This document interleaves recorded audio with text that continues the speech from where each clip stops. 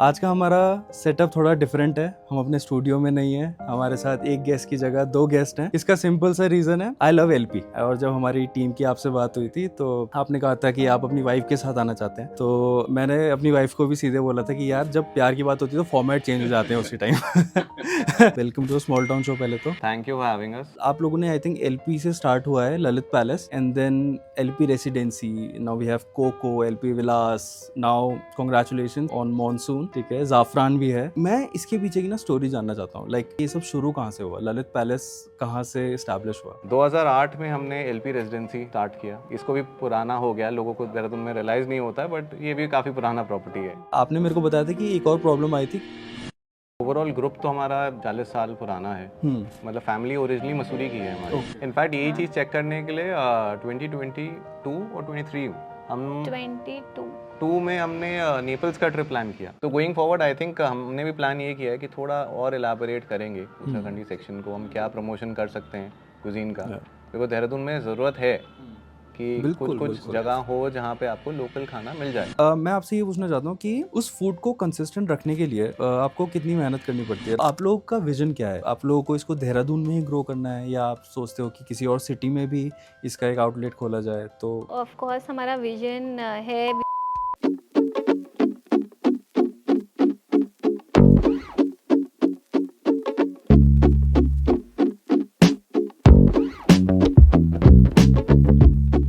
Alright, 3, 2, 1, let's go. आज का हमारा सेटअप थोड़ा डिफरेंट है। हम अपने स्टूडियो में नहीं है, हमारे साथ एक गेस्ट की जगह दो गेस्ट हैं। इसका सिंपल सा रीज़न है, आई लव एलपी, ठीक है। मैं एलपी का बहुत बड़ा फ़ैन हूँ।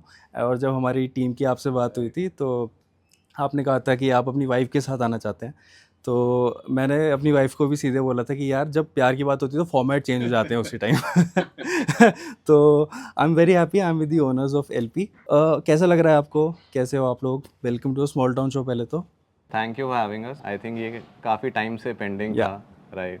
तो जैसे कहते हैं कि हर चीज़ का एक समय होता है, एंड आई एम ग्लैड अब फाइनली हमारा हो पा रहा है, आपसे बातचीत वगैरह हो पा रही है, एंड श्रुति भी साथ में है। हाँ वही वही हम कुछ thank you for having us. And क्योंकि मैं देहरादून से नहीं हूँ, हाँ इनफैक्ट मैंने आपके पॉडकास्ट के थ्रू काफ़ी जाना है देहरादून के लोगों के बारे में, you know, so I've been watching the podcast and that is how I've gotten to know stories लोगों के बारे में। तो it's quite interesting कि now we are also part of the series, so glad for that। तो आप वैसे कहाँ से हो? मैं वैसे कानपुर से हूँ। कानपुर से, ओके ग्रेट। तो अब मुझे ना एक आउटसाइड पर्सपेक्टिव भी मिल जाएगा देहरादून का, क्योंकि आप तो देहरादून से ही, राइट? आपसे मैं बात करूंगा, बट मैं आपसे जानना चाहता हूँ कि देहरादून शिफ्ट होने से पहले आपके दिमाग में देहरादून का क्या एक इमेज था, और जब आप शिफ्ट हुए तो क्या था यहाँ पे, कैसा लैंडस्केप था? Actually more than that perspective, मुझे लगता है I have seen Dehradun change. कि जब मैं 2018 में देहरादून आई, it still had that vibe जो मुझे पहले लगता था कि देहरादून की है, एक जो स्मॉल टाउन वाइब है, people are more relaxed and एक थोड़ा स्लो लिविंग, क्योंकि मैं दिल्ली से शिफ्ट हो रही थी and it was a good break from the fast pace life कि कहीं जाना है तो 1 घंटे ट्रैवल करना है। लेकिन अब पोस्ट कोविड एंड जैसे जैसे आई थिंक लोग बाहर से आ रहे हैं एंड द एक्सप्रेसवे खुलने वाला है, आई थिंक वो चीज़ें सब डर रहे हैं एक्चुअली। वो चार्म धीरे धीरे जा रहा है शहर का। आई थिंक आप रिलेट करोगे, हम स्कूटी के नंबर और कार के नंबर से पहचान जाते थे कौन जा रहा है। करेक्ट। इनफैक्ट मेरा सारा चाइल्डहुड तो for a very long time हमने स्कूटीज ही देखी हैं। हाँ बिल्कुल, है ना। अभी आई थिंक जो यंगस्टर्स हैं उन्हें जो चार्म पहली गाड़ी का होता है, हमारे टाइम में वो पहली एक्टिवा का होता था। एग्जैक्टली कि 10th या 11th में पहली एक्टिवा मिले। मेरे को मेरी पहली एक्टिवा 11th में मिली थी। हाँ करेक्ट। तो उससे स्कूल जा पाओ, ट्यूशन वहीं से जाते थे। वो रोड्स का एंड स्पेशली हमारा जहाँ एरिया रहा है, राजेंद्र नगर, गढ़ी कैंट, FRI, यहाँ पे जितना ड्रामेटिक चेंज आया है, मतलब सामने मुझे लगता है वही आपका चैनल का नाम है स्मॉल टाउन शो, बट 1 साल बाद लास्ट टाउन शो ही बनेगा। बिल्कुल, वो एक्चुअली ये नाम भी थोड़ा ना मैंने तब रखा था जब देहरादून सच में स्मॉल टाउन था, ठीक है। अभी 1-1.5 साल हो गए और 1-1.5 साल में ही इतना चेंजेस आ गए कि लोग पॉडकास्ट में आके बोलते हैं कि ये अब स्मॉल टाउन नहीं है। मैंने कहा मैंने तो उसी ले रखा था, बट अब वो चेंज हो गया। करेक्ट, मतलब मैंने अभी वो देखा एक कनाल सिनर्जी के पास ही, हाँ जी, पानी वाले जो कनाल का जी, एक जी, थोड़ा जी। सा अभिषेक ने मुझे दिखाया, and it was so fascinating for me as an outsider to see कि यार इतनी अच्छे इंफ्रास्ट्रक्चर और यू नो उसको लोग हटाते जा रहे हैं। बिल्कुल बिल्कुल। एंड शहर का क्या हो रहा है, you feel bad at times कि किसी को परवाह नहीं है, स्पेशली फ्रॉम द एडमिनिस्ट्रेशन कि हम कहाँ जा रहे हैं। सो कैनाल्स के लिए तो बल्कि लोकेश ओरी सर से मेरी बात हुई थी, आप लोग जानते होंगे लोकेश ओरी सर को, तो वो तो कहते थे कि देहरादून एक टाइम पे कैनाल्स के लिए ही जाना जाता था। करेक्ट, अब हमने उसको ही बंद कर दिया है। करेक्ट। राइट, वो चीज़ है। ओके, तो मैं एलपी के बारे में आपसे बात करना चाहूँगा। आप लोगों ने आई थिंक एलपी से स्टार्ट हुआ है Lalit palace, and then LP residency, now we have Coco, LP Vilas, now congratulations on monsoon, ठीक है, जाफरान भी है। मेरे को लाइक एक एक आउटलेट आपका बहुत पसंद है, मैं सच में बहुत बड़ा फ़ैन हूँ। मेरी सगाई भी एलपी विलास में हुई थी, राइट। तो मैं इसके पीछे की ना स्टोरी जानना चाहता हूँ। लाइक फ़ैन तो हम सब बहुत लोग हैं एलपी के, बट एक हिस्ट्री हम लोगों को नहीं पता होती, तो वो मैं आप लोगों से जानना चाहता हूँ कि ये सब शुरू कहाँ से हुआ, ललित पैलेस कहाँ से इस्टेब्लिश हुआ। ओवरऑल ग्रुप तो हमारा 40 साल पुराना है, मतलब फैमिली ओरिजिनली मसूरी की है हमारी। ओके। तो हमारा एंसेस्ट्रल होम जो है अभी भी लाइब्रेरी चौक पे 120 साल पुराना है, जहाँ पे बैरियर है। और डैड ने एंड चाचा जी ने सबसे पहले वहाँ पे विष्णु पैलेस इस्टेब्लिश किया 80s में। पैरेलली डैड का काम ट्रांसपोर्टेशन का था, राशन का था। जब देहरादून वो शिफ्ट हो गए थे इन द 70s, तो उन्होंने Lalit palace as a small guest house start किया था। फिर हमने थोड़ा वहाँ और एक्सपैंड किया, थोड़ा थोड़ा एक्सपैंड करते करते ललित पैलेस अराउंड 55 रूम्स की ओवरऑल प्रॉपर्टी बन गई थी। 2008 में हमने एलपी रेजिडेंसी स्टार्ट किया। इसको भी पुराना हो गया, लोगों को देहरादून में रियलाइज़ नहीं होता है, बट ये भी काफ़ी पुराना प्रॉपर्टी है, काफ़ी पुराना है, बिल्कुल। एंड 2013 में हमने एलपी विलास की प्लानिंग स्टार्ट करी थी। सो फाउंडेशन वगैरह रखनी। तब तक मैं बाहर पढ़ ही रहा था, मैं इंडिया वापस ही आया था, आईटीसी होटल्स में थोड़ा बहुत काम कर रहा था, एंड यहाँ पे डैड ने स्टार्ट किया था। तो उस टाइम उन्होंने मुझे वापस बुलाया कि बेटा, टिपिकल जो होता है ना फैमिलीज में कि बहुत हो गया घूमना फिरना, वापस आके काम वाम देखो। सो 2013 में आई केम बैक, एलपी विलास में कंस्ट्रक्शन हमने ज्वाइन किया, एंड 2017 में हमने एलपी विलास स्टार्ट किया था। प्लान ये था, मैंने डैड को ये बोला था कि आप कुछ बना रहे हो उसे कुछ डिफरेंट तरीके से बनाते हैं, कि एक जो वन स्टॉप वेडिंग सोल्यूशन और एक कॉन्फ्रेंस सोल्यूशन बनाना चाह रहे हैं उसको एक कैरेक्टर देते हैं। नहीं तो एक टिपिकल होटल्स में क्या होता है, छोटे रूम हैं, छोटे हॉल्स हैं, एक कैरेक्टर, एक वाइब नहीं निकल के आती है।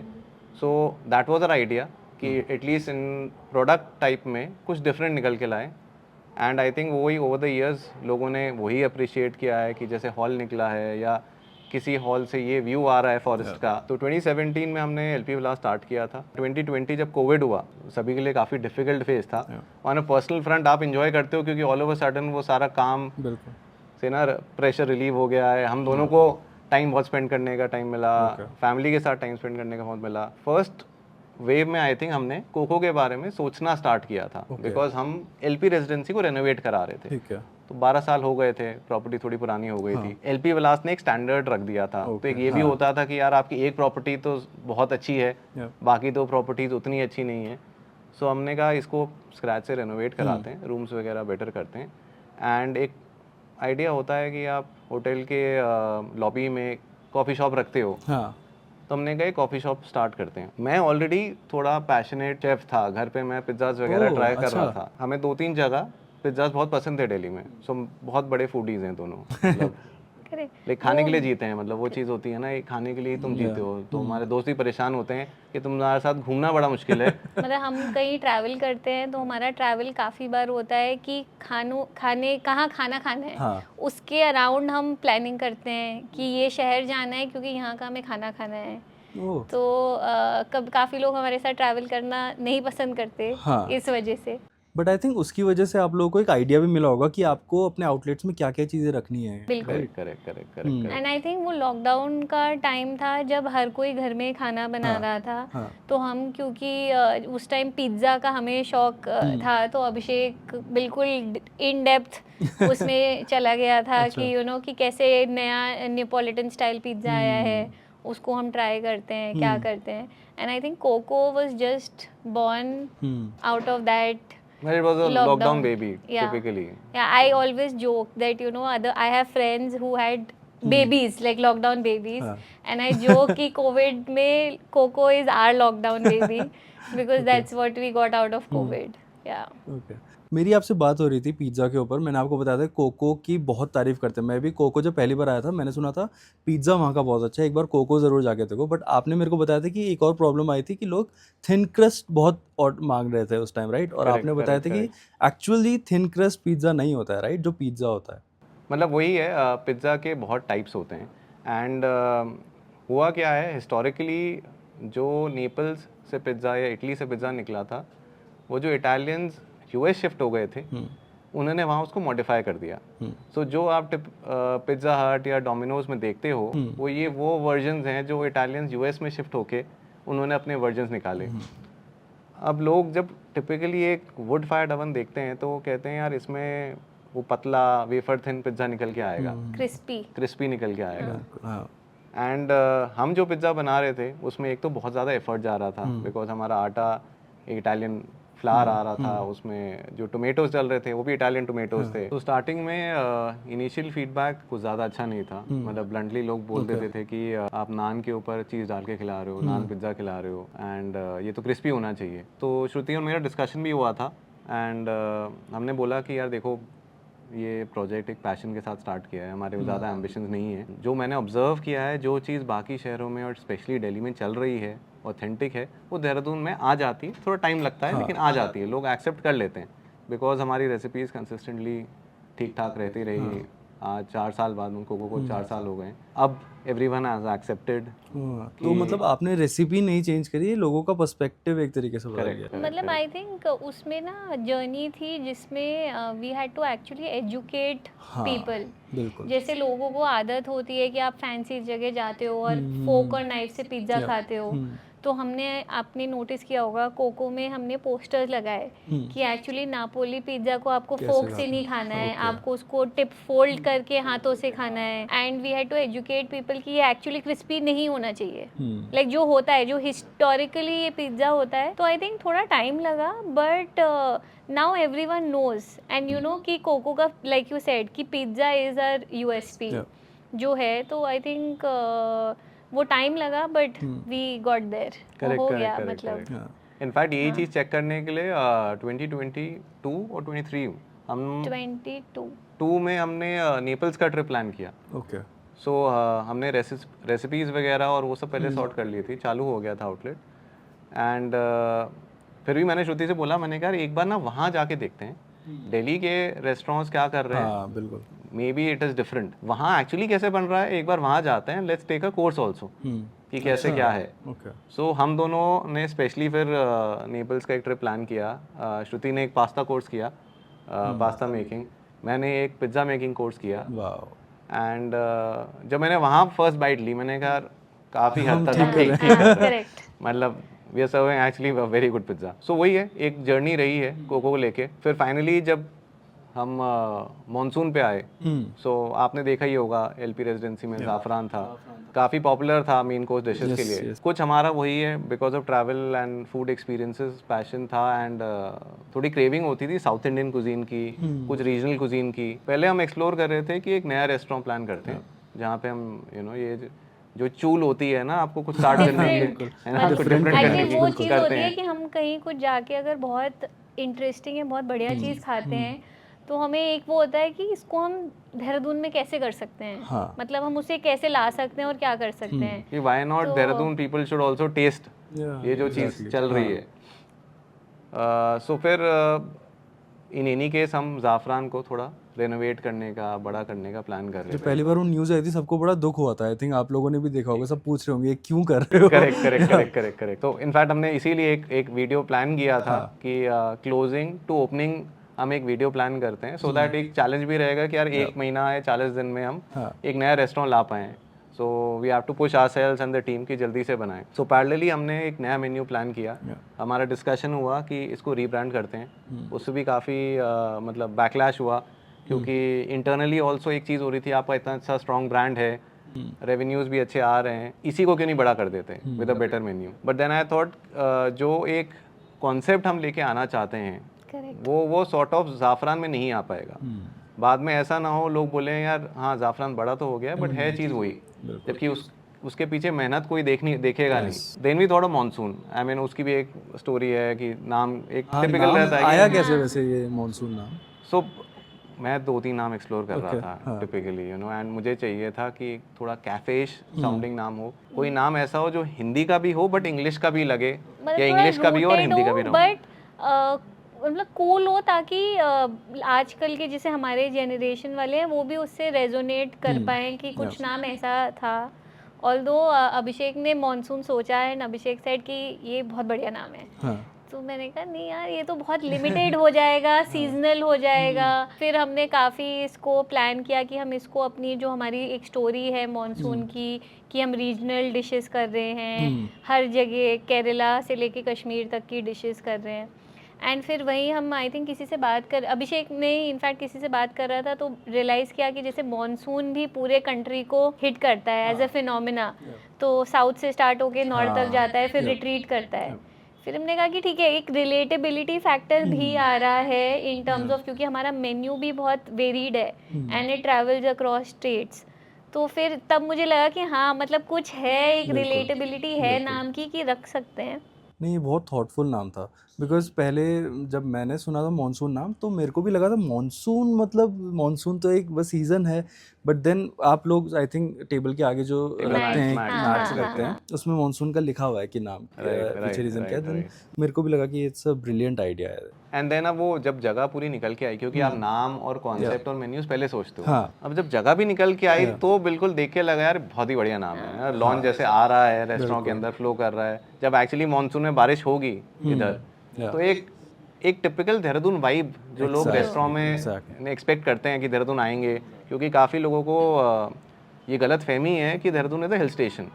मैं और मेरी वाइफ आए थे, कल ही आए थे हम लोग यहाँ पर, और मैंने पराठा मंगाया था और मेरी वाइफ ने डोसा मंगाया था। आई थिंक हमने उस तरह का टेस्ट ना देहरादून में नहीं देखा। वी लव्ड इट, ठीक है। और मेरे पराठे के साथ एक वाइट मक्खन आया था। ज़्यादातर लोग नॉर्मल अमूल का मक्खन देते हैं, राइट। मैंने अपनी वाइफ से बोला ये वाइट मक्खन कौन देता है यार, लुक एट दिस, कितना अमेजिंग लग रहा है वो। और कांसे की थाली में आया था, ब्रॉन्ज की थाली में, राइट।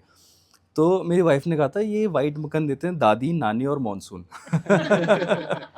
तो हमें बहुत अच्छा लगा, बहुत होमली फील था उस पूरे खाने में। आई थिंक वो भी आपका आइडिया रहा होगा। करेक्ट। तो आवर आइडिया वाज कि रेस्टोरेंट्स में टिपिकली ना थोड़ा हेवी खाना रहता है, मतलब हमारे खुद रेस्टोरेंट्स में आई वुड से, क्योंकि एक टिपिकल कॉन्सेप्ट होता है कि आपका ये इंग्रेडिएंट यूज़ हो रहा है, क्रीम यूज़ हो रही है, एक्स्ट्रा लोडेड बटर यूज़ हो रहा है। विद मॉनसून हमने सोचा था कि जैसे जैसे अलग अलग स्टेट्स हैं और सबके कल्चर्स हैं, अगर आज की तारीख में आप घर में किसी मेहमान को बुलाओगे तो वो खाना नहीं सर्व करोगे। सो मॉनसून वाज बेसिकली डिशेस जो अलग अलग घरों के ड्राइंग रूम्स में सर्व हो रही होगी। सो वो ही छोटी छोटी चीज़ें हैं। मतलब I think one of the brief that we had for the team was कि खाना ना कंफर्ट फूड होना चाहिए। जैसे आपने बोला कि वो ना कंफर्टिंग लगता है, तो the idea was this only कि अगर कोई खाना खाए तो वो ये नहीं बोले यार बहुत हैवी हो गया, क्योंकि इंक्रीजिंगली जैसे हम भी बाहर जाते हैं, हम भी वो मील एंजॉय करते हैं जब you feel nice even later.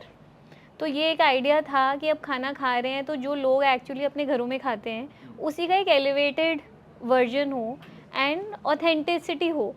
तो अगर कहीं पे हम, क्योंकि घरों में वाइट मक्खन जैसे होता है, and that was the idea कि अगर आप गेहत के स्वाले खा रहे हो या पराठे खा रहे हो तो उसके साथ वाइट मक्खन ही होना चाहिए।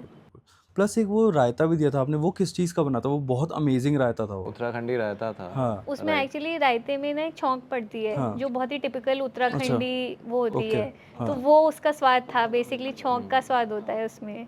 एक्चुअली नेक्स्ट टाइम आप लोगों को उत्तराखंड का खाना ट्राई करना चाहिए। हाँ हम वो खाएंगे, हमने इसलिए नहीं मंगाया कि वो घर में एक्चुअली बनता रहता है, तो हमने कहा थोड़ा ये चीज़ खा के देखते हैं, इसलिए तो कहा, इनफैक्ट खुद ही पहाड़ी। वो भी एक चीज़ थी जब हम मॉनसून कर रहे थे, लाइक हाँ। मैं उत्तराखंड से नहीं हूँ, like and for a very long time मैंने कभी भी उत्तराखंडी खाना नहीं, अब मुझे हो गए 6 साल हो गए देहरादून में।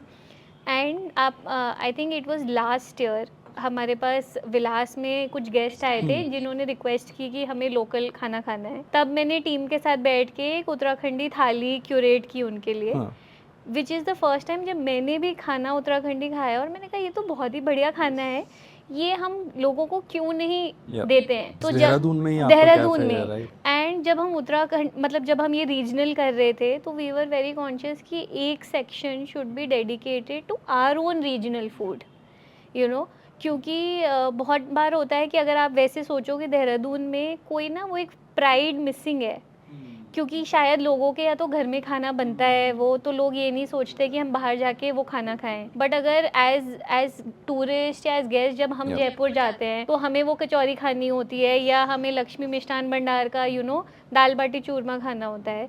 वैसे everyone likes to eat regional food अगर आप कहीं पे भी जाते हैं, तो एक वो हमें लग रहा था कि वो देहरादून में ना मिसिंग चीज़ थी कि हमारी ये जो आपने बात बोली ना, मेरे फ्रेंड्स या कोई रिलेटिव्स भी आते थे ना बाहर से, तो वो कहते थे कि यार थोड़ा उत्तराखंडी खाना तो खिलाओ। मैंने कहा यार कहीं मिलता ही नहीं है, मैं बिल्कुल क्या कहाँ खिलाऊं तुम लोगों को। ये गैप हमने एक्चुअली जब रेस्टोरेंट स्टार्ट किया हमने within the first week realise किया। हाँ सो हमें उम्मीद नहीं थी उत्तराखंडी सेक्शन इतना पिकअप होगा, आई थिंक क्योंकि होटल के अंदर रेस्टोरेंट है। हाँ। तो जितने होटल गेस्ट थे उनके लिए एक मिसल पाव या दाबेली हाँ, exactly. या कश्मीरी यखनी नॉर्मल है, बट उन्होंने बोला यार आपका अपना खाना क्या है वो खिलाओ।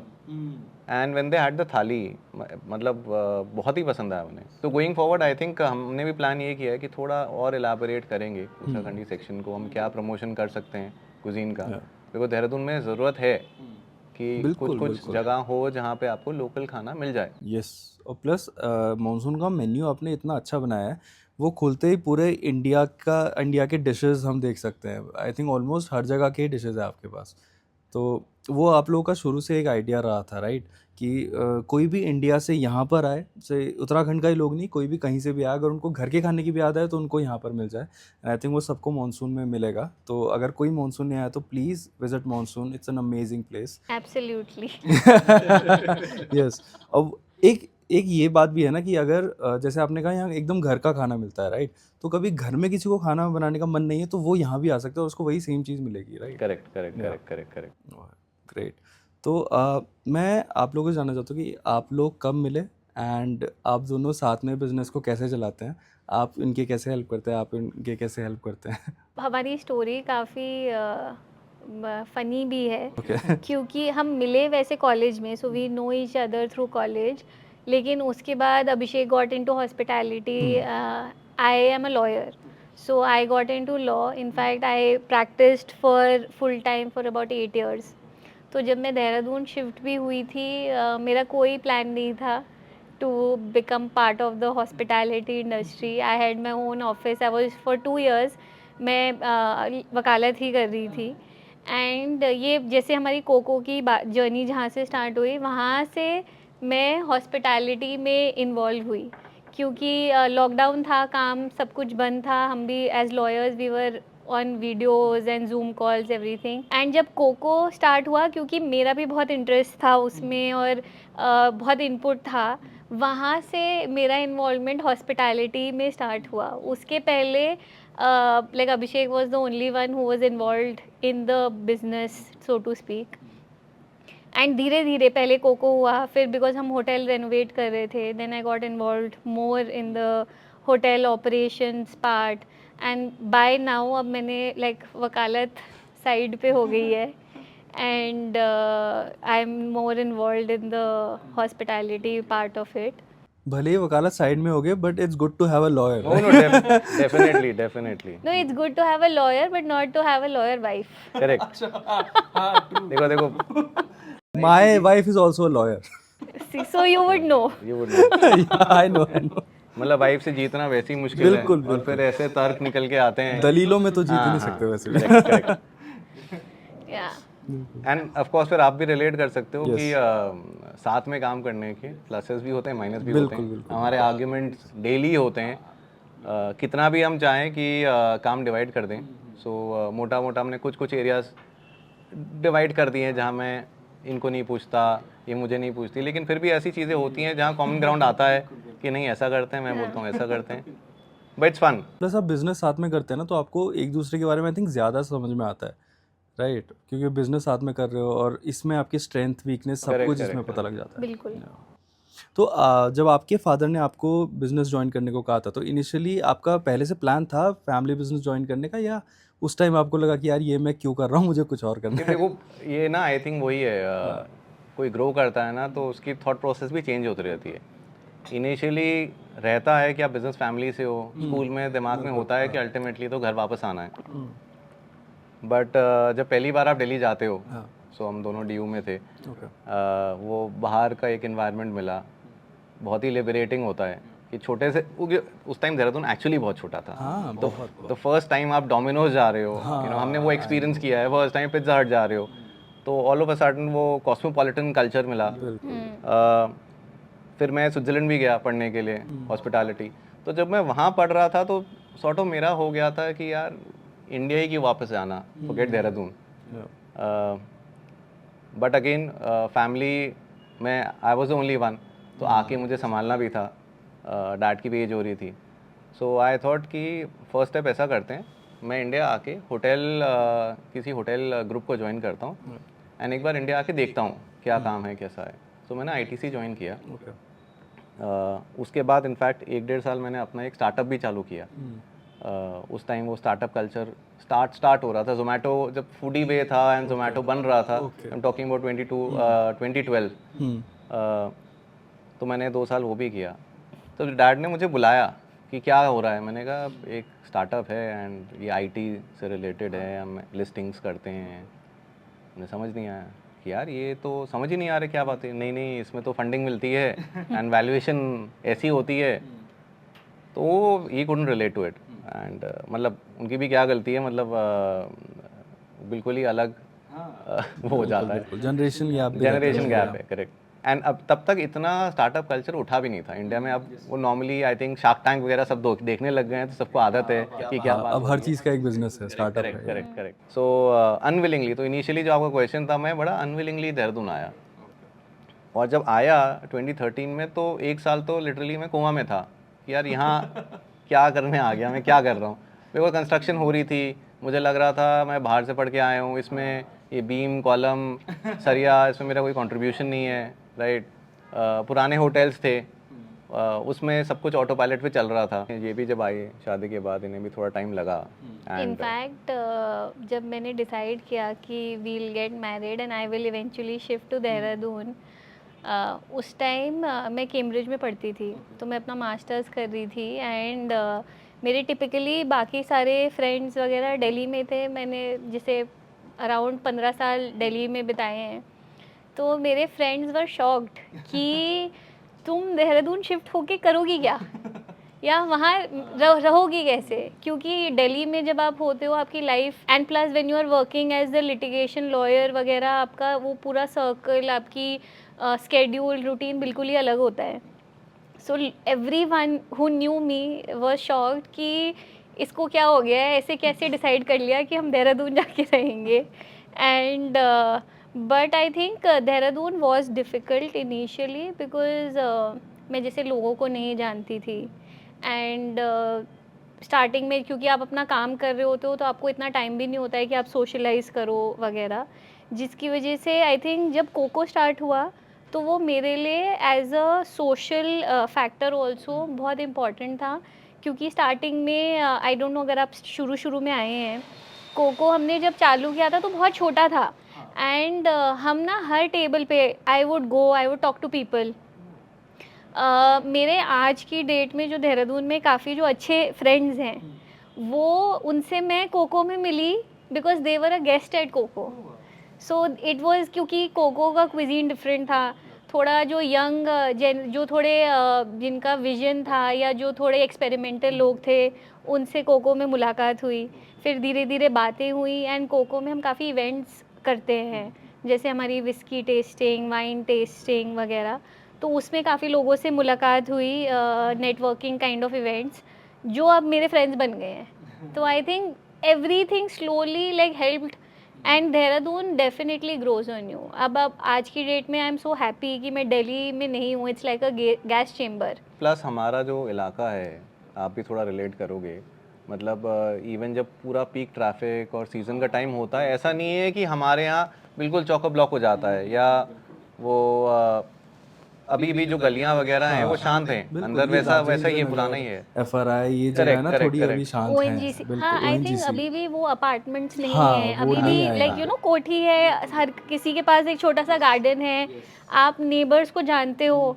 लाइक यू नो मैं शायद कानपुर में अपने नेबर्स को नहीं जानती हूँ, बट यहाँ पे अगर मैं पीछे वॉक करूँ तो you know people know each other. हमारे पास डॉग्स हैं, तो अगर हम उन्हें वॉक करवाते हैं तो लोग उनको नाम से बुलाते हैं, you know people know everyone. So I think वो एक खास बात है अबाउट देहरादून, वो which is still intact at least इस एरिया में।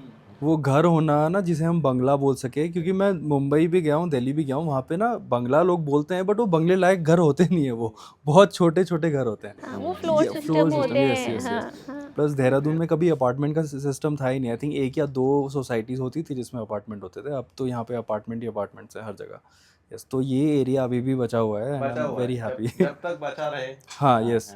बट इस चीज़ को लेके एक बात मुझे आपसे पूछनी थी, लाइक यू आर सेइंग कि सारा क्राउड मोस्टली राजपुर रोड ही जाता है, तो क्या वो चीज़ अफेक्ट होती है यहाँ पे, या जो लोग यहाँ के रेगुलर्स हैं वो एक्चुअली आते हैं, या न्यू कस्टमर्स भी आते ही आते हैं? सो दोनों चीज़ें हैं, देखिए वो एक फैक्ट है कि जितना क्राउड आई थिंक एक राजपुर रोड आउटलेट को मिल सकता है, एक पोटेंशियल क्राउड की हम बात करें, वो चीज़ यहाँ नहीं आ सकती, बिकॉज विजिबिलिटी यहाँ पे उतनी इनिशियली नहीं मिलती है। सो आपको थोड़ा एक्स्ट्रा एफर्ट करना पड़ता है, आपको उस लेवल का खाना देना पड़ेगा, उस लेवल की वाइब देनी पड़ेगी। बट वो अच्छी बात है कि देहरादून में जो लोगों को अगर एक बार खाना समझ आ जाए, हाँ, तो वो फिर आ जाते हैं, बिल्कुल आते हैं। उतना फ्रीक्वेंटली नहीं मैं होगा। और मेरी वाइफ एक्चुअली, हम लोग कभी कभी ना बहुत भूख लगती है हमको, हम लोग घूमते रहते, कहाँ जाए डिसाइड नहीं कर पाते, बहुत जगह है। तो हम ना एंड में सोचते सोचते हम लोग कहते हैं ज़ाफ़रानी चलो यार, या कोको ही चलो यार वहीं बैठते हैं। तो ये चीज़ होती है, ये होती है जो आप कह रहे हो, वो चीज़ एक्चुअली होती है। करेक्ट। तो इनिशियली थोड़ा एफर्ट करना पड़ता है, बिकॉज विजिबिलिटी, क्योंकि देहरादून में अभी भी पता है वो है जो आई थिंक 20-30 साल पहले दिल्ली में होता था, सीपी को लेके कि इंडिया गेट चलते हैं शाम को, सीपी चलते हैं शाम को। तो अभी ऐसा होता है कि वीकेंड में सबका होता है यार एक राजपुर रोड की गेड़ी काटते हैं, फिर वहाँ जाके डिसाइड करेंगे कहाँ खाना है कहाँ नहीं खाना है। तो बट ठीक है, आई थिंक वो विद टाइम जो है पता चल जाता है लोगों को, एंड लोग आ जाते हैं, मतलब they are accepting in that sense. अच्छा, I wanted to ask you कि जैसे आपके फादर ने विष्णु पैलेस से स्टार्ट किया था, राइट? और अभी आप लोग काफ़ी सारे ब्रांड्स और आउटलेट्स अभी हैंडल कर रहे हो, तो जो स्ट्रगल्स उन्होंने फेस किए थे जब उन्होंने स्टार्ट किया था बिजनेस, और जब जो स्ट्रगल्स अभी आप लोग फेस कर रहे हैं, वो क्या डिफरेंस है उन स्ट्रगल्स में अभी? आई थिंक मतलब मैं तो ये बोलूँगा, we are very lucky to be second generation entrepreneurs. Struggles तो मैं कंपेयर कर ही नहीं सकता एक फर्स्ट जनरेशन एंटरप्रेन्योर से। मैं बोलूँगा ही नहीं कि मैंने स्ट्रगल किया है, ठीक है, मतलब वो झूठ ही होगा मैं बोलूँगा, बिकॉज आपको मोटा मोटा एक प्लेटफॉर्म ऑलरेडी मिला हुआ है, एक रिसोर्स मिला हुआ है। सो आज किसी को अप्रोच करना है तो आप ऑलरेडी उन्हें जानते हो, कुछ नया बनाना है तो मे बी आपका फाइनेंशियल पॉइंट ऑफ व्यू से एक सर्टन लेवल है, and plus because of IT and knowledge base also resources बहुत हो गए हैं इंडिया में। 30 साल पहले आप अगर आज होटल बना रहे हो तो लिमिटेड ही ऑप्शंस हैं, लिमिटेड होटल्स हैं, कंपटीशन सेट भी नहीं समझ आता, सोशल मीडिया नहीं है, रिसोर्सेज भी कम है। सो आई थिंक स्ट्रगल तो मैं कंपेयर कर ही नहीं सकता। आई थिंक हम दोनों ही उस चीज़ में बड़े लकी रहे हैं कि मतलब द फैक्ट दैट जैसे मैंने बोला था कि हमारे लिए restaurants are like a passion project, वो द कैपेसिटी कि हम वो कर पा रहे हैं इसलिए बिकॉज हमें एक फाउंडेशन मिली है, यू नो। तो आई थिंक उनके जो स्ट्रगल्स और हमारे जो इश्यूज हैं, मतलब हमारे तो स्ट्रगल्स भी नहीं हैं, वो बहुत ही अलग हैं। एंड आई थिंक टाइम का भी बहुत फ़र्क पड़ता है। उस time life was much more simpler, अगर मैं केवल एक हॉस्पिटैलिटी पॉइंट ऑफ व्यू से बोलूँ कि आपको एक होटल में क्या लोग जाते थे और क्या एक्सपेक्टेशन होती थी वर्सेस आज के टाइम में जो एक होटल रन या रेस्टोरेंट चलाने में आती है, आई थिंक उसमें बहुत फ़र्क आ गया है कि अब जिस लेवल की आपको डिटेलिंग में या आपको सर्विस में जितनी मेहनत करनी पड़ती है, उस टाइम शायद वो अवेयरनेस नहीं थी और इतना ज़्यादा नहीं था, बट फ़र्क उन चीज़ों में आ गया है। बट ऑफ कोर्स मतलब अगर स्ट्रगल की बात करो तो हमें एक प्लेटफॉर्म मिला है लकीली जिसको हम आगे बढ़ा पा रहे हैं, सो उसको स्ट्रगल नहीं कह सकते। बिल्कुल। तो मतलब you guys are having fun, कोई ऐसा प्रेशर नहीं है, यू आर हैविंग फन, मतलब उसको नाम को वैसे ही रखने का कुछ ऐसा प्रेशर नहीं है आप लोगों में कि यार कुछ नाम नहीं खराब होना चाहिए इस जगह का, या जो हमें प्लेटफॉर्म मिला है उसको हम अच्छे से चला नहीं, सकें। वो प्रेशर तो हमेशा ही रहेगा।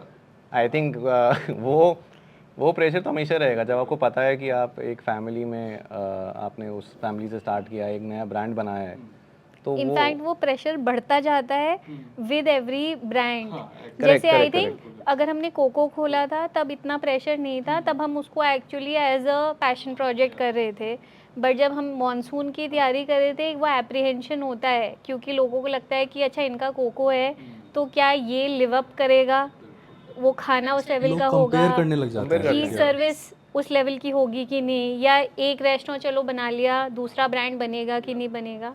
तो आई थिंक ये प्रेशर तो एंड प्रेशर ही था। मैंने आपको जैसे बताया एलपी विलास एक लेवल तक पहुंच गया था, एंड एलपी रेजिडेंसी ललित पाले जो हमारे पुराने होटल्स थे वो अभी भी पुराने थे। सो वो प्रेशर ही था कि हम मैंने डैड को कन्विंस किया जबकि होटल चल रहे थे, ऐसा नहीं है चलना बंद हो गए थे, कि चेंज कर लेते हैं क्योंकि गेस्ट सेट ही चेंज हो रहा है, इसको रेनोवेट करते हैं। लास्ट ईयर हमने ललित पैलेस को टोटली रेनोवेट किया।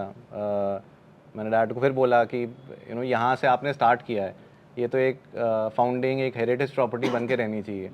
तो वो चीज़ हमेशा रहेगी। And I think for an entrepreneur वो हमेशा रहना चाहिए कि आपको ब्रांड एक लेवल तक हमेशा रहे, वो प्रेशर रहना चाहिए, तभी आप आगे कुछ ना कुछ इनोवेशन करोगे, बेटर करोगे, क्योंकि क्लाइंट के टेस्ट चेंज होते रहते हैं। 4 साल पहले मतलब हमने तो देखा है 4 साल पहले एक सोशल मीडिया वैलिडेशन इम्पॉर्टेंट नहीं थी। आज के तारीख में ये है कि सबसे पहले आके हम विजुअली देखते हैं कि लोगों को फ़ोटो खिंचवानी है, कि कौन से कॉर्नर्स होंगे रेस्टोरेंट में जहाँ लोग फ़ोटो खींचेंगे, बिल्कुल वो 100%। कौन से कॉर्नर में कहाँ से आपको वो इंस्टाग्राम पे डाल सकते हैं।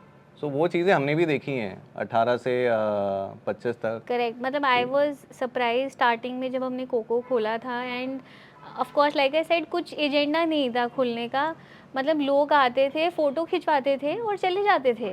तो एंड मैं बहुत सरप्राइज होती थी कि ये क्या, मतलब and then we realise slowly कि लोगों के लिए वो बहुत इंपॉर्टेंट है कि वो क्या फ़ोटो खींच रहे हैं, क्या सोशल मीडिया पे डाल रहे हैं, वहाँ से हमें रियलाइज़ हुआ कि धीरे धीरे ये ग्रो कर रहा है। एक जो सोशल मीडिया वाला प्रेशर है that you have to be there, या वहाँ पे क्या जा रहा है, पीपल जज यू बाय दैट, एंड वो धीरे धीरे बढ़ ही रहा है।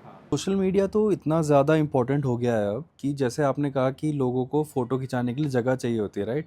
तो पहले जैसे वर्ड ऑफ माउथ से फैलती थी ना बात कि ये जगह अच्छी है, वो जगह अच्छी है, अभी लोगों की स्टोरीज से फैलती है कि स्टोरी में कोई किसी ने कोई जगह देखी और उनको लगता है कि यार ये कहाँ है, तो वो मैसेज में उनसे पूछते हैं ये कहाँ है। तो बहुत इंपॉर्टेंट हो गया है। आप लोगों को लगता है कि आप लोग सोशल मीडिया में एक्टिव रहते हो, या आप लोगों को उसकी इम्पोर्टेंस वो दिखती है? मतलब आउटलेट लेवल पे तो हमें काफ़ी एक्टिव रहना पड़ता है। फिर भी personally I don't think we are that active. उतना एक्टिव नहीं है। आई थिंक हम भी थोड़ा वर्ड ऑफ माउथ की साइड ज़्यादा चलते हैं, बिकॉज अगेन हमें लगता है कि खाना अगर अच्छा होगा एंड जगह अच्छी होगी तो ऑटोमेटिकली लोग आ जाएंगे।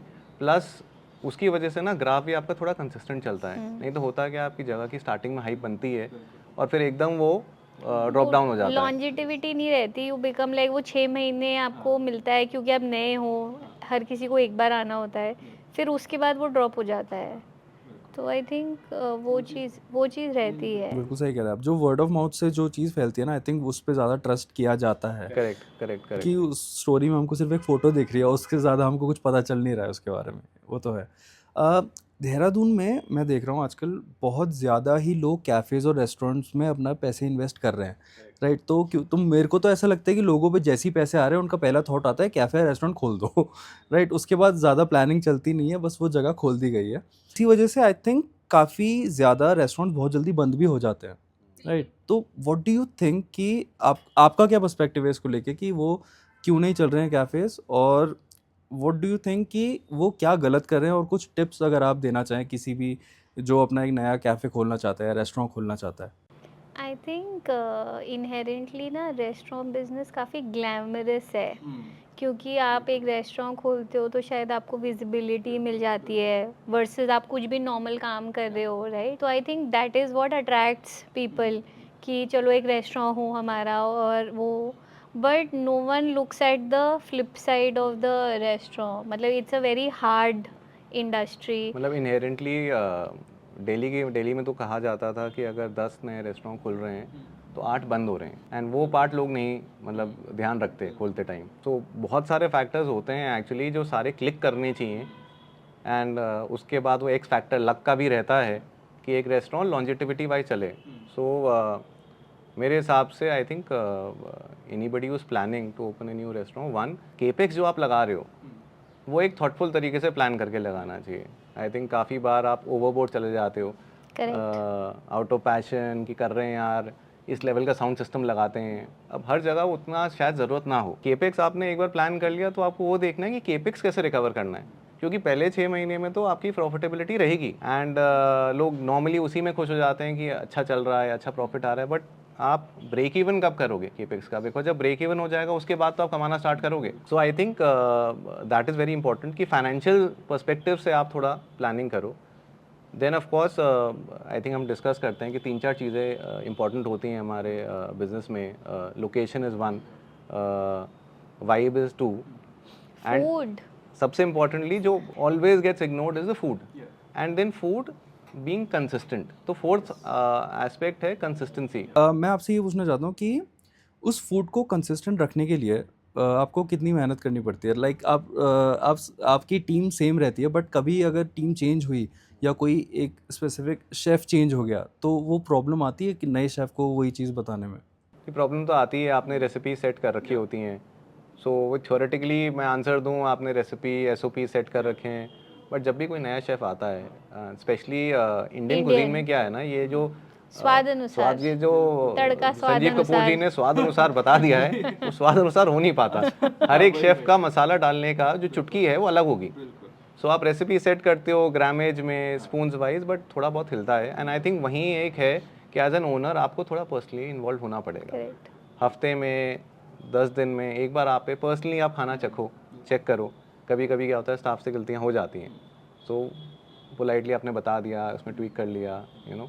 तो अगर पर्सनल इन्वॉल्वमेंट है, स्टाफ इज़ मोटिवेटेड, तो मोटा मोटा चीज़ें कंसिस्टेंटली चलते रहती हैं। तो अभी आपने कहा था कि लोगों को लगता है कि फूड एंड बेवरेज इंडस्ट्री बहुत ग्लैमरस लोगों को लगती है, बट डू यू थिंक ये ग्लैमरस है या दूर दूर से लगता है? आप लोग छुट्टी ले पाते हो इस बिजनेस से, या आपको बहुत स्ट्रगल करना पड़ता है छुट्टी के लिए? सी आई थिंक छुट्टी का एस्पेक्ट होता है कि जब लॉन्ग वीकेंड्स होते हैं या जब फेस्टिवल्स होते हैं एंड पीपल आर सेलिब्रेटिंग, तब हमें छुट्टी नहीं मिलती है, ठीक है? दिवाली हो गया, क्रिसमस हो गया, वी आर वर्किंग, या संडे हो गया। बट आई थिंक छुट्टी मिल जाती है बिकॉज जब लीन पीरियड्स होते हैं then we manage to travel and go out, so that is not a problem. But glamorous लोगों को ना बाहर से लगता है, जैसे आपने बोला, एंड जैसे because I am a lawyer, all my lawyer friends they से तुम ना हमारी रिटायरमेंट वाली ज़िंदगी जी रही हो, क्योंकि हम हमेशा सोचते हैं कि एक स्मॉल टाउन में जाएंगे, अपना एक कैफ़े खोलेंगे और रिटायर करेंगे, यू नो। बट वो बोलने में अच्छा लगता है, but when you actually sit down to it and execution पे आते हो तो उसमें काफ़ी ग्राइंड है, लॉन्ग आवर्स हैं, and it's a very hands on job. मतलब आप अगर रेस्टोरेंट में एक दिन कुछ गड़बड़ हो गया, कोई किसी का एक्सपीरियंस ख़राब हो गया, things can escalate very fast. In fact हम बात भी कर रहे थे अभी आई थिंक लास्ट वीक कि देहरादून में अगर हम देख लें तो जो ब्रांड्स अगर लॉन्जिटिविटी चल रही हैं रेस्टोरेंट स्पेसिफिकली, तो वो लोकल ब्रांड्स ही हैं जिसमें ओनर्स एक्चुअली इन्वॉल्व हैं। बिल्कुल, यू नो, जो फ्रेंचाइजी या जो ब्रांड्स आती हैं बाहर से, उनकी जो लाइफ स्पैन है वो लिमिटेड ही चल रही है, क्योंकि आई थिंक वो पर्सनल इन्वॉल्वमेंट शायद मिसिंग है। बिल्कुल। And plus even for a tourist अगर कोई आ रहा है तो वो चाहता है कि मैं लोकल ब्रांड पे जाऊं, क्योंकि दिल्ली में जो ब्रांड है वो बोलेगा देहरादून में मैं वहाँ तो नहीं जाऊंगा। बिल्कुल, यहाँ का लोकल कैफे क्या है, करेक्ट, यहाँ का लोकल खाना क्या है। वो चीज़। सो आई थिंक या इट्स नॉट ग्लैमरस। हाँ, तो इससे एक लोगों को आइडिया लग जाएगा जो भी नया कैफ़े खोल रहा है कि if you are passionate about it, if you know what you are doing, ठीक है, और आपको पता है कि जो आप सर्व कर रहे हो उसमें क्या है, क्या नहीं होना चाहिए, then it is for you, right? ये बिजनेस तब आपके लिए है। करेक्ट। तो मैं आप लोगों को जानना चाहता हूँ कि आप लोग देहरादून में वैसे घूमने कहाँ कहाँ जाते हैं? कोई खाने के लिए आपकी स्पेसिफिकली, खाने के लिए, घूमने के लिए कुछ ऐसी प्लेसेस हैं आपकी जहाँ जाके एकदम सॉर्टेड हो जाते हो कि भाई ठीक है, यहाँ बेस्ट है, कभी आपको मन करता है यहाँ से निकलने का? ये ज़्यादा क्वेश्चन आंसर करेंगे। एक्चुअली मैं तो बहुत कम निकल पाता हूँ, सो एंड एक ही कंप्लेन ही रहती है कि हम बाहर नहीं निकलते हैं। करेक्ट, मतलब out of the two of us I am bit more out going, मुझे नई जगह जाके ट्राई करने में मज़ा आता है। And Abhishek is more like a home buddy कि अगर कुछ ट्राई करना है तो यार ऑर्डर कर लेते हैं। He is one of those people कि यार जोमेटो कर लेते हैं, मंगा के खाना ट्राई करना है लेकिन उसको घर में चाहिए कि मैं घर में कंफर्ट में बैठ के खाऊं। बट खाने वाइज अगर हम ऐसे बात करें कि एज कपल्स हम कितना जाते हैं, तो हम बहुत ज़्यादा नहीं निकल पाते हैं। एंड यूजुअली सेम जो मैंने बोला कि वीकेंड्स वगैरह जो होते हैं, वी आर वर्किंग जब टाइम होता है, एंड जब हमें टाइम मिलता है बिकॉज हम बहुत बड़े ट्रैवल फ्रीक्स हैं तो हम बाहर चले जाते हैं। बट अगर खाने के लिए बोलूँ तो I like oriental food a lot.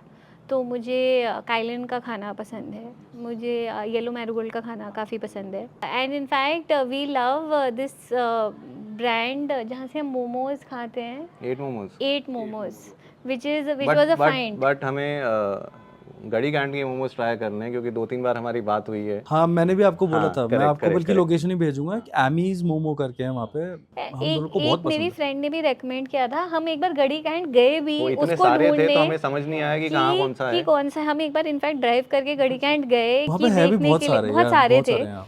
And हम उस टाइम मैं अपनी फ्रेंड को कॉल कर रही थी कि कौन सा है, एंड फ़ोन नहीं लगा, तो हम बस देख देख के वापस आ गए, हमने ट्राई नहीं किए। बट वो हमें ट्राई करना है नहीं, बट एक्चुअली। टिपिकली देहरादून का हमने मोटा मोटा सब खाते हैं, इट इज जस्ट दैट कि फ्रीक्वेंटली नहीं होता। तो चेतनपुरी वाले का खाना आएगा ही आएगा घर पे, वो आता ही आता है, राइट। अगर राजपुर रोड पे हैं, हमें एक शॉर्ट ब्रेक कॉफ़ी का लेना है तो आमा पे बैठ गए, यू नो, ब्रेकफास्ट के लिए वो हो गया, कॉन्टी ब्रेकफास्ट हो गया। पहले बचपन में ऑर्चर्ड बहुत जाते थे। हाँ, ऑर्चर्ड तो खैर बचपन में तो खैर सरदार जी के पकौड़े खाने भी बहुत सरदार जाते जी के थे, पकौड़े, यस, क्योंकि उस टाइम राजपुर कस्बा होता था, तो एक वो होता था ड्राइव पे निकल के जा रहे हैं पापा या चाचा जी के साथ, एक ड्राइव होती थी कि वहाँ पकौड़े खाने जाएंगे। तो द्वारका की बंटिक्की, यस। सो इनफैक्ट मेरा एक कज़न है जो अब सिंगापुर शिफ्ट हो गया है, जब वो इंडिया आता है, घर आने से पहले वो द्वारका की बंटिक्की खा के मतलब वो एयरपोर्ट से खाते हुए आता है। बट मुझे लगता है द्वारका की बंटिक्की बड़ा ही एक ना लोकलाइट्स को वो नॉस्टैल्जिया है, क्योंकि एज एन आउटसाइडर मुझे काफ़ी ओवरहाइप्ड लगती है वो। मतलब लोगों को पसंद नहीं आएगा ये, बट मुझे आपका टेस्ट या मतलब I like it. But Kanpur में बंटिक्की होती नहीं है तो इन्हें समझ नहीं आएगा कि क्या चीज़ है बेटर फूड देहरादून फॉर में ही श्योर। मिलती है। हाँ। बट वही है कि मतलब एक वो होता है ना, अब एक टेस्ट से बचपन से शायद रिलेटेबिलिटी फैक्टर बन जाता है, तो मुझे अच्छी लगती है। बट मैं I am not crazy about बंटिक्की सो टू स्पीक। ओके, तो आप टीम मोमो हो मतलब ना? मतलब टीम मोमो में वैसे अगर आप बोलो तो। बट हाँ, जैसे मुझे वो भी बहुत पसंद आया था। हम एक अभी एक नया खुला है मेक्सिकन प्लेस, मेहिको लिंडो, वो भी हमारे पॉडकास्ट में आने वाले हैं, उनके फाउंडर्स बहुत जल्द। सो हम निकल रहे थे उधर से, हमें वो दिखा, वी स्टॉप्ड ऑल्दो, जैसे हम side we are big foodies, खाने का टाइम नहीं था, हमने लंच ऑलरेडी किया हुआ था, बट वी वर लाइक इतनी दूर हम आते नहीं है, ये दिख गया है, चलो इसको ट्राई करते हैं। तो we had tried a couple of things and they were very good. I think Dehradun has a culture for street food, है अभी भी, वो है, वो चीज़ है। अब बस ये है कि उस टाइम आई थिंक 10 साल पहले मोमोज का इतना ज़्यादा नहीं था, क्योंकि मैं भी बचपन याद करता हूँ ना, मुझे बंटिक्की याद आती है, मुझे बंटिक्की याद आती है, मोमोज इतने याद नहीं आते थे उस टाइम भी, बट इतना ज़्यादा नहीं था जितना अब हो गया है। अब तो मैं देखता हूँ लोगों को, कोई मोमो के बजाय मोमोज बोल देता है तो उसको गाली पड़ जाती है कि ये मोमो है भाई, ये मोमोज नहीं है। मैंने कहा बट ठीक है ना, वो चीज़ तो वही है। लोग टेरिटोरियल हो गए बहुत ज़्यादा वही। तो मैंने सुना था कि किशन नगर चौक के पास एक मंदिर है जहाँ पे रथ बना हुआ है, उसमें कृष्ण जी हैं, अर्जुन है, तो वो मैंने सुना था आपकी फैमिली ने ही बनवाया है, उसके बारे में बता सकते हैं कुछ? मंदिर तो बहुत पुराना है, हमारी फैमिली ने नहीं बनाया है, बट ये है कि पापा बहुत स्पिरिचुअल हैं। सो स्टार्टिंग से 40-50 साल से, मतलब वो एक बहुत बड़ा एस्पेक्ट है उनकी पर्सनालिटी का। हर साल वैष्णो देवी जाना, 40-45 साल से जा रहे हैं। फॉर गुड 30 ईयर्स वो पूरी बस ले जाते थे। तो किशन नगर से, आड़त बाज़ार से जहाँ वो काम करते थे, 50-60 लोग जाते थे। वृंदावन हर साल वो जाते हैं। सो मंदिर में वो आई थिंक 20-25 साल से प्रेसिडेंट रहे हैं। एंड उन्होंने फिर वो थोड़ा मेंटेन करना, फिर उसमें रेनोवेशन कराना, फिर रथ वगैरह जो बनाना, वो सारा पार्ट उन्होंने करवाया था। वो एक शिव जी हैं, आपको दिखते हैं उसमें जटाओं से गंगा बहती है, हाँ, तो वो सारा उन्होंने करवाया था। बहुत फैसिनेटिंग सा मंदिर है, बहुत अच्छा लगता है उसे देख। करेक्ट। तो मैंने भी बचपन से उसे पूरा डेवलप होते हुए देखा है। और मतलब पापा काफ़ी अच्छा खासा टाइम वहाँ मतलब स्पेंड Correct. करते हैं। मतलब फेस्टिवल्स भी होते हैं, जैसे जन्माष्टमी है, शिवरात्रि है। सो इनका एक पूरा कीन इंटरेस्ट रहता है। इनफैक्ट एक ये मंदिर और एक डाट काली जी में भी उनका काफ़ी इन्वॉल्वमेंट रहता है। आई थिंक उन्होंने नाम भी विष्णु पैलेस जो रखा है, I think it's because of that spirituality में जो वो बिलीव करते हैं, right? Do you like believe कि जो भी कुछ हो रहा है, या आपने जो भी आप नए नए बिजनेस या नई चीज़ आप स्टार्ट करते हो, do you believe that there is something looking out for you? Definitely I mean बड़ी डिबेटेबल चीज़ है। मतलब भगवान एंड गॉड का एक क्वेश्चन ही बड़ा वैसा वाला है, एंड इसमें वो साइंस का इन्वॉल्वमेंट हो जाता है। बट डेफिनेटली मतलब हमारा डिस्कशन होता है, there is an external power 100%. जो है। अब ब्रह्मांड की बात करो, कॉन्स्टलेशंस की बात करो, तो देयर इज़ समथिंग जो कि चीज़ों को बैलेंस में रख रहा है, एंड चीज़ें किसी तरीके से चल रही हैं। हाँ, एंड आई थिंक हम वो चीज़ एक्सप्लेन नहीं कर सकते हैं, बिकॉज वो एक्सपीरियंस ही है जो हमारे, जो वो हमको बिलीव करवाते हैं। ओके, तो मैं अभी आप लोगों से आपका विजन जानना चाहता हूँ। आपके बहुत सारे आउटलेट्स हैं, मानसून, कोको, ज़ाफ़रान, एलपी विलास, एलपी रेसिडेंसी। तो आप लोगों का विजन क्या है? आप लोगों को इसको देहरादून में ही ग्रो करना है, या आप सोचते हो कि किसी और सिटी में भी इसका एक आउटलेट खोला जाए? तो मैं एक ऊपर से आपका विजन जानना चाहता हूँ आप दोनों का। What do you want to say? I think मतलब ऑफ कोर्स हमारा विजन है, we want to grow, you know, and between the two of us यही डिबेट चलती रहती है कि Abhishek wants to grow very soon, और मुझे लगता है कि थोड़ा ठहराव के साथ, यू नो, तो वो एक हमारी डिबेट चलती रहती है। But it is on the charts. मतलब इनफैक्ट हमारे पास ऑफर्स भी आए थे, जैसे कोको के, यू नो, कि people who experience Koko they came to us कि यू नो हमें आप फ्रेंचाइजी दो, एंड यू नो हम खोलना चाहते हैं इसको दूसरे शहर में। Maybe we weren't ready at that point of time plus वो जो ब्रांड को रखने का डर, राइट, वो हमेशा रहता है कि कैसे ग्रो करेगा, तो एक वो इनिबिशन मतलब रहती है, बट हम उस पर वर्क कर रहे हैं। एंड मतलब we have bigger plans for monsoon as well. It's too soon to say, मतलब अभी 1 महीना हुआ है, but we do have plans to take it Dehradun के बाहर या आगे इवन। प्लस आई बिलीव मतलब सॉर्ट ऑफ हमने जितनी चीज़ें ना शॉर्ट टर्म में प्लान करी, वो चीज़ें मटेरियलाइज हुई। वसाबे जब हमने सुशी का ब्रांड खोलना था, लिटरली ओवरनाइट हमने सोचा, ब्रांड रजिस्टर कराया, 1 हफ्ते के बाद हमने चालू कर दिया। Even for monsoon I think 6 महीने की बात थी। एयरपोर्ट का जब हमें आउटलेट खोलना था, तो मैं एयरपोर्ट में दिल्ली जा रहा था, मुझे पता चला जगह खाली है, एंड नेक्स्ट मंथ हमने आउटलेट खोल दिया था। So in my life what I realise is कि मैं प्लान्स एक साल का करता हूँ, एंड 2025 में हमें क्या अचीव करना है, 2030 का हम सोचते हैं। बट ऑनेस्टली जब से कोविड हुआ है, what I have realised is कि एज ह्यूमंस, एज पॉपुलेशन ना, आप कितनी भी प्लानिंग कर लो यार, व्हाट इज इम्पोर्टेंट इज कि आपके नियर एंड डियर वंस की हेल्थ सब कुछ सही चलता रहे। आपका स्टाफ है, जो आप लोग जितने लोग आपसे जुड़े हुए हैं, उनकी फैमिलीज, उनकी हेल्थ ठीक ठाक चलते रहे, एंड बिजनेस वाइज ऑल्सो आप एक कंसिस्टेंट लेवल ग्रोथ ला सको। आई थिंक वही है कि more than plans it is important to have that growth mindset, कि आप एक जगह जहाँ हो वहाँ आप कंप्लेसेंट नहीं हो जाओ, यू नो। कि जैसे हम बात करते हैं कि अगर हमने अब कोको खोल भी दिया है, हम कोशिश करते हैं कि हर 3-4 महीने में हम थोड़ा मेन्यू शफल अप करें, कुछ नई चीज़ें ट्राई करके लाएं। वो सेम चीज़ है I think in terms of. ये सेम चीज़ फॉर मानसून ऑल्सो। मतलब हमारे प्लान्स ये हैं कि more and more home chefs को इन्वॉल्व करें इस आउटलेट में। देयर इज पोटेंशियल कि हम रीजनल कुजीन जैसे रख रहे हैं, कि हमारी एक फ्रेंड है जो घर पे बहुत ही अच्छा असमीज़ खाना बनाती हैं, सो एक असमीज़ पॉपअप करा सकते हैं, एक कोई बंगाली पॉपअप करा सकते हैं, कोई साउथ की होम शेफ़ हो, why not have a south का एक पॉपअप एट मानसून। तो वही है, अराउंड 6 महीने लेके हम प्लान करते हैं एंड देखते हैं क्या क्या हो सकता है इस साल। But all the best to you guys. Thank you so much. आप लोग बहुत अच्छा काम कर रहे हैं, हमें तो बहुत मज़ा आता है। हम जब भी आपके आउटलेट्स में आते हैं, चाहे कोको हो, मानसून, ज़ाफ़रान, कहीं भी आते हैं, हमें बहुत मज़ा आता है। हम आपके रेगुलर कस्टमर्स भी हैं, फैमिली की तरह ही हम लोग आते हैं। आपका स्टाफ भी हम लोग को जानने लग गया है और हम सब बहुत अच्छे से आते हैं, खा के जाते हैं। बल्कि हमारी फैमिली भी जब भी यहाँ आती है तो दे इन्जॉय द मोस्ट यहीं पर। कहीं और उतना इन्जॉय नहीं करते, बट यहाँ पे वो सब ज़्यादा इन्जॉय करते हैं। तो थैंक यू सो मच ये जगह खोलने के लिए। या thank you so much. Thank you so much for coming to the small town thank you for having us. कैसा लगा आप लोगों को? बहुत अच्छा। आई मीन हम दोनों ही कैमरा शाय हैं। काफ़ी एक्चुअली वही होता है कि ये इसमें से कितनी सारी बातें होती हैं जो हम शायद आपस में करते हैं, एंड यू नो एक कभी ऐसे बैठ के बात नहीं होती, बट ये एक प्लेटफॉर्म है जहाँ बैठ के to get a different perspective, you no.